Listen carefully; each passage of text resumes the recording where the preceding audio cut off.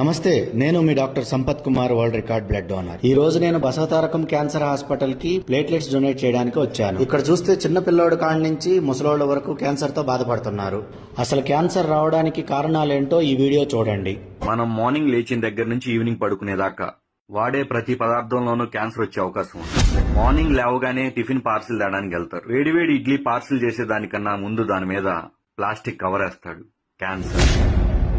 ఒకవేళ ఫుడ్ ఇంట్లోనే ప్రిపేర్ చేసుకుని తిందామని ప్లేట్లో పెట్టుకుంటే ఆ ప్లేట్ చైనా ప్లాస్టిక్. క్యాన్సర్. తాగే వాటర్ బాటిల్స్, స్టోర్ చేసే వాటర్ టిన్స్ రెండు ప్లాస్టికే. క్యాన్సర్. సాయంత్రం పూట స్నాక్స్ మంచూరియా తింటారు, దాంట్లో ఒక ఫోర్క్ ఇస్తాడు, ప్లాస్టిక్. క్యాన్సర్. కారాలు, పచ్చళ్ళు, పోపులు ప్లాస్టిక్ డబ్బాలో నిల్వ చేస్తారు.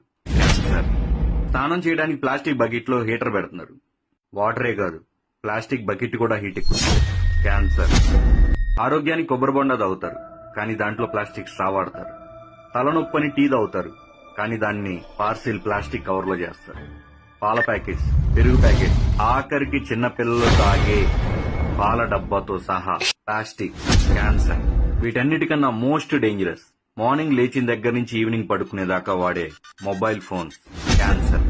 ఫైనల్లీ 2030 కల్లా ప్రతి ఇంట్లో ఒక క్యాన్సర్ పేషెంట్ ఉండే అవకాశం ఉంది.